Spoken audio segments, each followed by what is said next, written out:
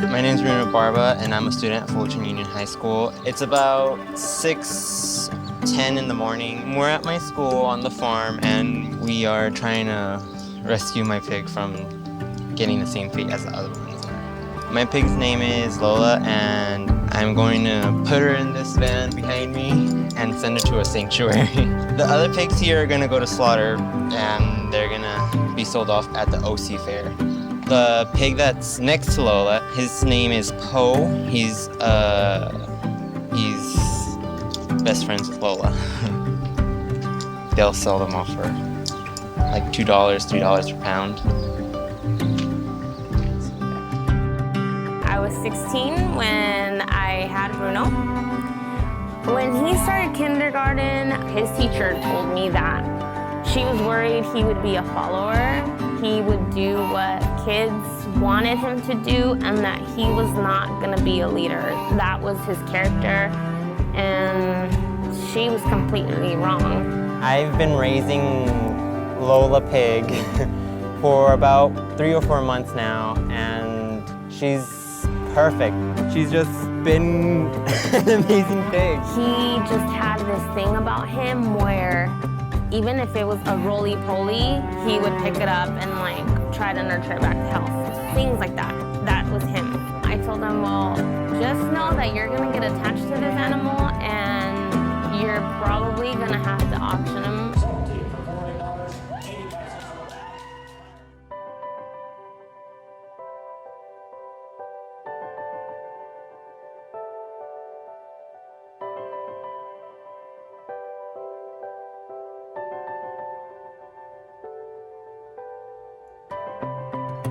A month and a half into his project, he said, I'm not gonna take her.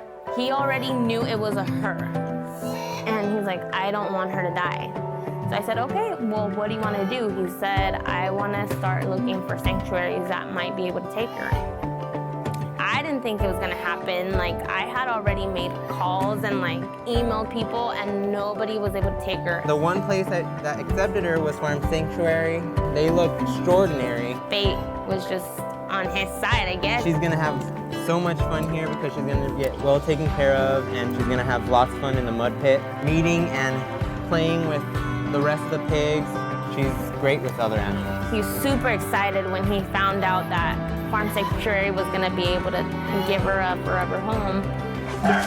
We have a 3-year-old pit bull. Zuko is my pit bull. Come here, Zuko. At first, Bruno was jealous of him because he was like the baby. Then he just ended up like building this bond with this dog. It was unbelievable. Like him and the dog were inseparable. They're just best friends now, of course. So he always would come home and tell me, Mom, you know, Lola reminds me so much of Zuko. Like, they listen to you, they follow you, they're driven by food. He tumbles on the floor just like her. He runs around just like her. He knows who I am. He knows, you know, I'm his human. They're exactly the same. And I wouldn't be able to take Zuko to a shelter and get rid of him just because of his breed, because he's a pit bull. So I wouldn't be able to just give Lola up to a slaughterhouse because of her breed, because she's a pig, you know? She's just like a dog. She's just like everybody else. I don't think that's fair. Like, that's pretty hypocritical of me. And I said, yeah, you're right. My eating habits have been changed. I can't see like a piece of meat and be like, oh yeah, my food, yum. I was told a while back by one of my coworkers, you don't need to eat meat. You know that, right? Like, you can get all of that from different things, like beans, lentils, things like that. You don't need meat. And I just thought of him as crazy, like, okay, yeah, whatever, you're a weirdo. But after Bruno introduced me to Lola, it's opened my eyes to a whole different world. Like a world that you wouldn't even believe is out there, and it just breaks my heart. It breaks my heart because you don't think about these animals. You don't think about the factory life that they live. I mean, they live such a short life. And to have them just be like mistreated and eaten and just things like that. Like, you don't really think about that when you're eating a piece of meat, when you're drinking milk, all of that. I mean, it matters. It matters because we don't think it's us, but it really is. It's us. We're doing this to our world. You know, we're not thinking about,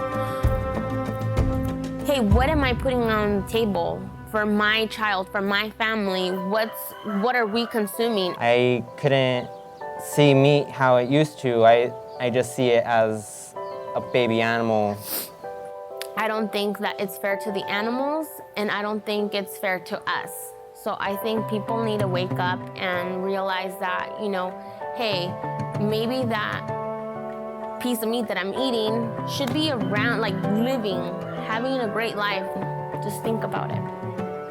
For the future FFA members, Know what you're getting into before you get into it. animals are gonna be slaughtered in front of your kids. They tend to slaughter the animals on the farm, and when I saw that, it was traumatizing to me. I think that just makes it hard for kids to be compassionate. You will see blood. They should visit farm sanctuary and they should see all the animals that are free and happy. I was so against him going into the FFA program, but I'm honestly like, if it wasn't for him, I wouldn't have changed my mind. I probably would still be eating meat, will still be consuming dairy, not even thinking about what has to happen in order for me to get that into my diet. His eyes are open. He knows that, you know, if you don't ask questions and you don't think about why does this happen, you're always gonna be in the dark. Everyone that helped us get Lola here, you guys are amazing. If it wasn't for you guys, Lola would have gone to the OC Fair, to slaughterhouse buyer, and she would have died. And we would still be in the dark, not knowing what goes on behind the scenes. People like you guys make this world a better place. I'm going to come back as long as I live.